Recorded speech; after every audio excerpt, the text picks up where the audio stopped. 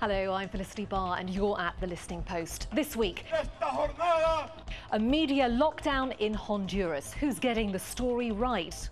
Managing the media North Korean style, separating fact from dictatorship. The Palestinians who've kicked an Israeli phone ad into touch. And the water babies who've become an overnight internet hit.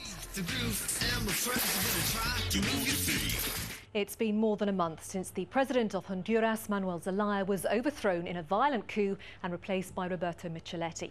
But watch the television news in Honduras and you won't hear of a coup, but of a legal substitution of the president. From Tegucigalpa, the capital of Honduras, to Caracas, the capital of Venezuela, the same story is being told, but with different terminology and a different angle. Across Latin America, the political left and right are battling for greater influence and power. The media is central to this fight and has a huge influence on how the story of the Honduran coup is being told. Salahada now on an illegal overthrow of an elected president, the lockdown on the Honduran media, and international reporting that hasn't been able to get the story right.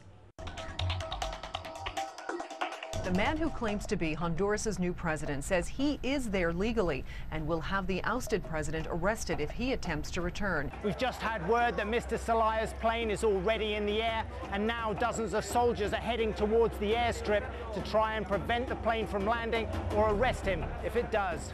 The day Zelaya attempted to land here on a Venezuelan plane, there was a huge protest outside of the airport, and CNN Spanish signal was blocked off the air, and so was Telesur. Telesur is the Spanish language network financed by Venezuelan President Hugo Chavez. Well, there's been a jamming of all international channels since the dictatorship took place. But specifically they're focused on Telesur because of its constant coverage of the street demonstrations and the actions of the security services of the coup government. Their journalists have been detained, they have been expelled from the country because Telesur is airing the type of images that the new dictatorship doesn't want people to see. And what the military regime doesn't like doesn't get broadcast in Honduras. Since the coup in late June, what Hondurans watch, listen and read has been subject to the control of the Micheletti administration. Well, they control most of the media in normal times. The major newspapers are all right-wing, and most of the TV too. So what they did was they closed down and threatened a number of independent TV and radio stations. There were some journalists arrested and basically tried to intimidate what little independent media there is from reporting anything that they would consider to be pro-Zelaya. In the media landscape of Honduras, there is very little that can be considered pro-Zelaya anyway. The right-wing establishment owns most of the national newspapers and broadcast outlets, and their media muscle meant that even before the coup, Zelaya was struggling to get any favourable press. Well, Zelaya's relationship with the press has not been good at all. The three main newspapers, as well as the three main television stations, they belong to the powerful economic groups of this country.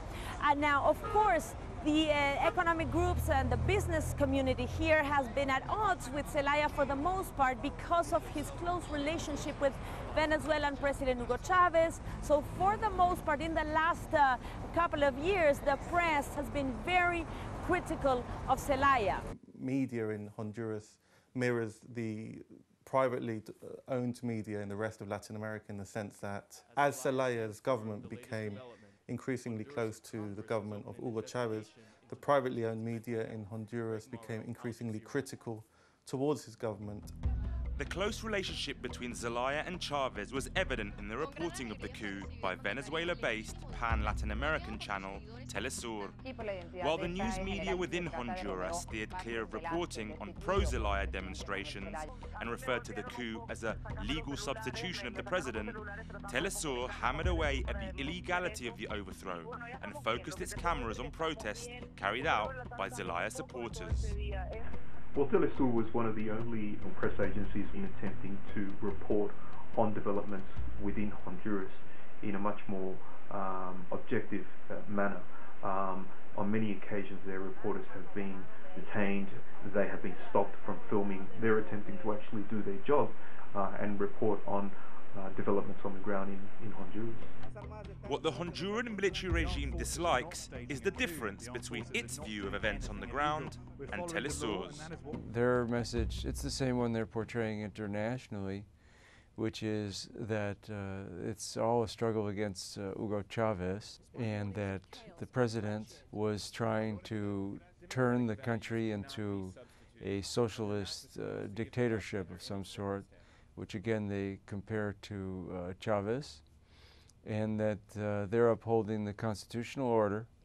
They had to take him out of the country because if they would have arrested him, it could have led to violence. So for the sake of public safety, they took him out of the country. That's their message. The ouster of President Jose Manuel Zelaya. Much of the reporting by international news channels has only served to bolster the lines broadcast by the leaders of the coup. This guy is acting extra-constitutionally. Yes, he was elected, but Hitler was as well, and Chavez also was. The new regime said that the reason that they were forced to carry out the coup was because Manuel Zelaya wanted to perpetuate himself in power. Zelaya was trying to abolish term limits to allow himself to stay in office indefinitely. In fact, the day of the coup, Manuel Zelaya had proposed a non-binding referendum on whether to convoke a constituent National Assembly which would possibly allow for term limits to be abolished. And even if that had passed, Zelaya still would have been out of office because on that same ballot, another president would have been elected and Zelaya would not be running in that election.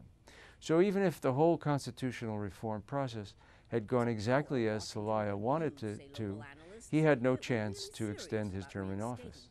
Whatever criticisms you may have of Zelaya's government and the way that he attempted to carry out the referendum, the fact remains that this was a democratically elected president whose presidential palace was stormed in the middle of the night. He was arrested, he was put on a plane to Costa Rica. It was an illegal coup, and that's something that the media should be reporting. Instead, in the month since the coup, developments in Honduras have slipped lower and lower on the news agenda. I think the story about the coup has largely fallen off the news agenda. So in the last 2 weeks, you've seen little to no coverage of the story in the major news outlets, whereas you've had The Guardian report on the death of the late Pablo Escobar, the drug dealer's hippopotamus. That was included in the newspaper. So on the one hand, you have little or no reporting of the ongoing media repression of media and civil society in Honduras. And on the other hand, you have newspapers reporting on, hippopotamuses dying. Couple that with a Honduran news blackout and it's mission accomplished for the military regime. And here's how our Global Village Voices see the reporting of events in Honduras. Unfortunately, the mainstream media has been very biased in favor of Zelaya. Only an hour after Zelaya was removed from Honduras, CNN was broadcasting him wearing pajamas, telling the world to support him, that he had been kidnapped, that there had been violence, that he had been taken out of the country at gunpoint. And the mainstream media didn't know the situation in Honduras for the past few years and the way that it's been intensifying and the things that Zelaya was doing. It's a contradiction that the de facto government proclaims itself as democratic while it censors news coverage of the serious political situation in the country. And anyone looking to be one of our Global Village Voices can either email us at listeningpost@aljazeera.net or just go on Facebook and look for the Listening Post page. You can also follow us on Twitter. We'll let you know via Facebook and Twitter what stories we're working on and how you can take part in our programme. Time now for Listening Post News Bites, and sharing funny texts or emails about politicians with friends and office colleagues is part of everyday life in most places. But if you're in Pakistan, it could land you in jail. Pakistan's President Asif Ali Zardari, widower of the assassinated former Prime Minister Benazir Bhutto, seems to have been suffering from a sense of humour failure when he introduced the Cyber Crimes Act. This new piece of legislation will see the Federal Investigation Agency tracing electronically transmitted jokes that, quote, slander the political leadership of the country, unquote. Pakistanis who are found guilty under this new act, which has been described as draconian and authoritarian by human rights groups, could face up to 14 years in prison. And that's no laughing matter.